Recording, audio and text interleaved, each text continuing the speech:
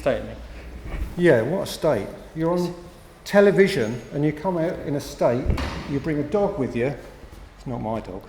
Dream car show yeah, dog. It's a dream car show. I think today it's kind of a bit of a weird question. Go on then. Or it's more of a topic for discussion for you and for the good viewers out there. And it's about it's about the cars you actually love.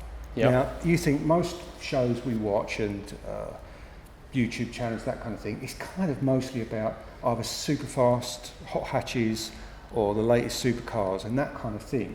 And I kind of did a little bit of research into thinking, well, all of these journalists, or the most well-known ones, from the guys of Top Gear across to writers for like Evo and Autocar, Car Magazine, and looking into a bit of that, and you can find online which cars they absolutely in love with, like the cars they own, they would never ever sell.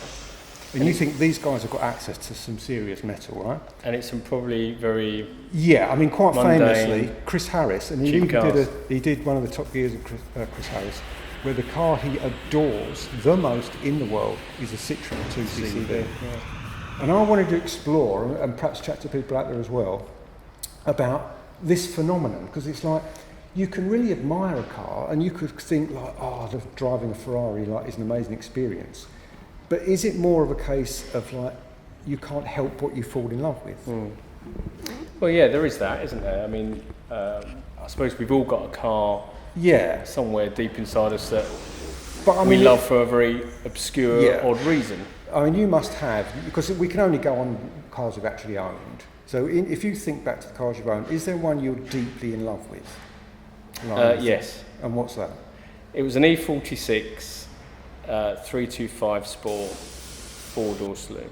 4-door saloon as well? Yeah. Did you prefer the 2-door or did you wanted the 4-door? Of all the 3 Series variants, excluding the 30M3, I've always preferred the 4-door shape. See, this kind of proves my point, because the go-to is the coupe, like a 330 Ci. I'd have an M3 over an M4 all day long. But I mean, it's like, it kind of goes against the grain in a way, doesn't it? And the common flow, a 4-door. And it's like, you love it for a particular reason. Just love the profile. Always have done. And it's like, I mean, you think like James May, again on Top Gear, he quite famously went on about, I think it was a Fiat. The Fiat, a Panda, Fiat 100, Panda, it was the 100 brake horsepower. Yeah, and he's like, it's all the car you ever need. And I think is it the fact that you've got a car that kind of does everything quite well, and you can love driving it, and it's not all about the most powerful thing in the world. Well, no, and it's not all about a car that does everything quite well. I mean, you look at Chris Harris, for an example. A 2CV doesn't do everything quite well, does it? Well, it carries eggs across a ploughed field. That it does.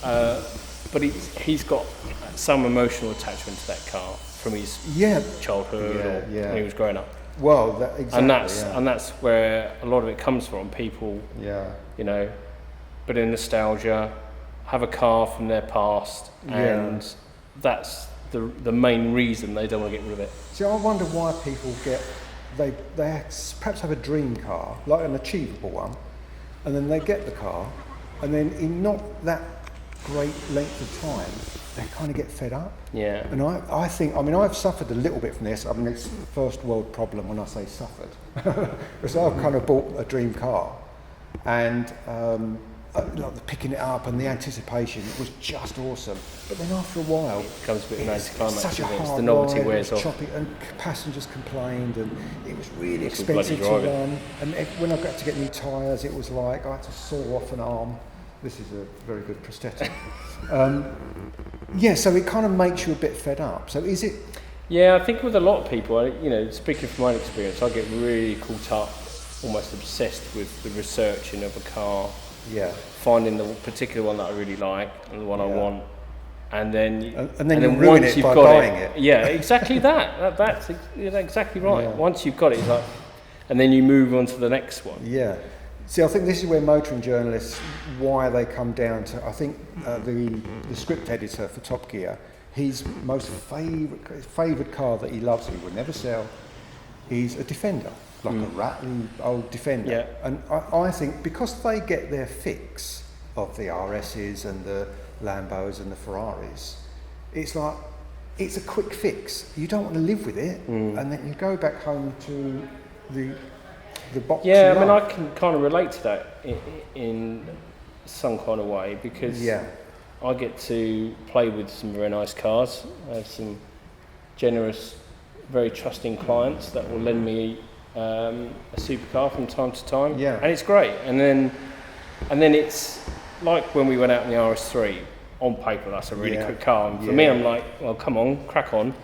It's just I've driven some really nice fast cars, and in case I think in our small way, we are somehow getting that that motoring journalist experience, because I think both of us. I was very excited about being in the Golf R. To me, small hot hatch, 300 brake horsepower, amazing. Oh, well, it is a fantastic car, but it kind of leaves you a bit cold. Yeah. It's that thing, there's something missing. The RS3 more so. Yeah. Kind of, it was just like, I'd never ever buy one. I'd never contemplate, even second hand, not interested. Yeah.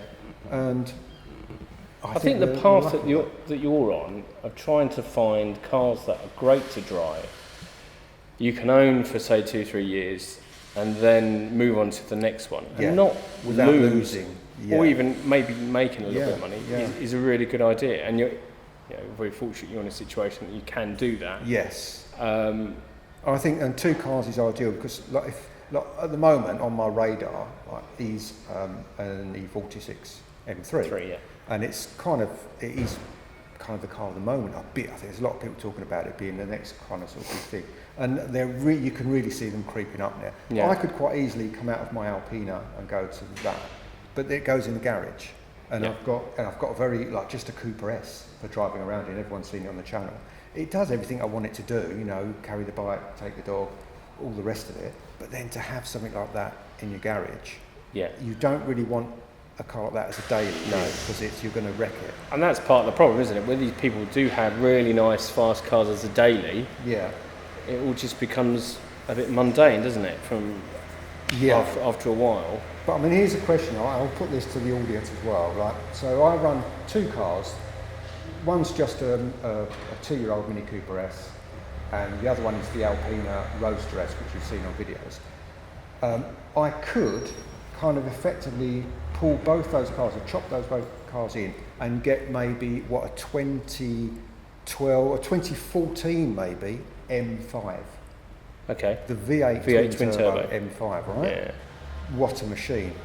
But is it a case of I've got this massively, monstrously fast machine that on the roads at the moment, and it's never going to get any easier, it's just almost impossible to put that anywhere near its potential. Yeah. So am I having it's not vanity? It's not your go-to track car either, is it? No, so it's not something you're going to enjoy taking around a track. Yeah. Well, you would, but it's not. There are better things out there for track and it's days. like you can never even get anywhere near its potential. Yeah. Whereas with the Alpina, it's quite a quick car, and it's really fun to drive, but it's really fun to drive at 60 mile an hour and round the B roads.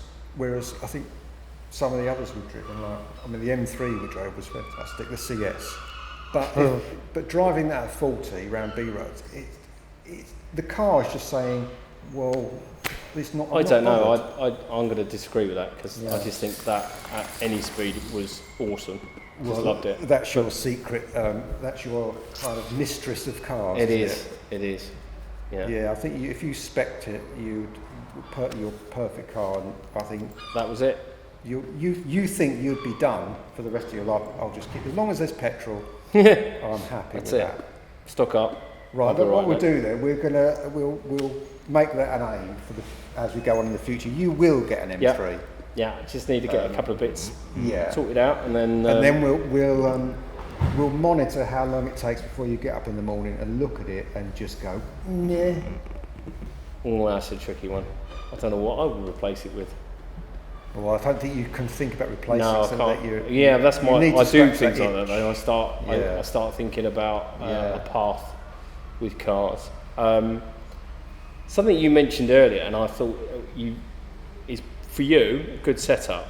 You were thinking about a BMW 535 diesel touring. Yeah, as the car that will do everything. Auto. Yes. fast, luxurious, full of toys. Great daily. Massive. Get loads of stuff in that when we go to Le Mans. If I want to go, Le Mans, it's just like, and you wouldn't worry, but if I got one, say 2011, 2012, they're so cheap now. And being the diesel, I know diesel's a bit out of favour, but they're really good on fuel economy. And if you look after it, it's going to last a long time. Yeah. And that could just be your everything car, and then in the garage, you'll swap every 8, 10, 12 months, you swap with your toys.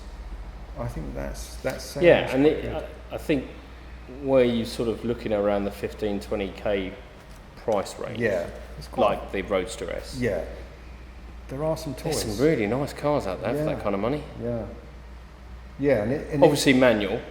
Well, that's the thing. Ideally. That's why the BMW, the 535 Auto. Yeah. It's it's not sports car, but it's not slow. But then you want something automatic, polar opposite. but you've got to be there. Polar opposite in the garage. You want something completely impractical, really nimble and fun. Like enough power. Doesn't have to be monstrously powerful. That scratches your itch of like wanting to change. Where you've got your old dependable sitting on the they're ready to put in a coffin or whatever you need to put in there. Little side business. Little side business, yeah. The dream car show funerals. Yeah, we could do that. Yeah. So anyway, I reckon that kind of wraps up. It's an interesting topic, but comments below on your thoughts on what is the ideal kind of setup, and could you have this 2-car? Would it be the complete dream to have that, or would you pool all your money in and just go for something monstrous? One big car. Hang the cost. So anyway, we'll see you next time. Bye. Hello Remy, are you praying to own the new Mini? I think you are, aren't you?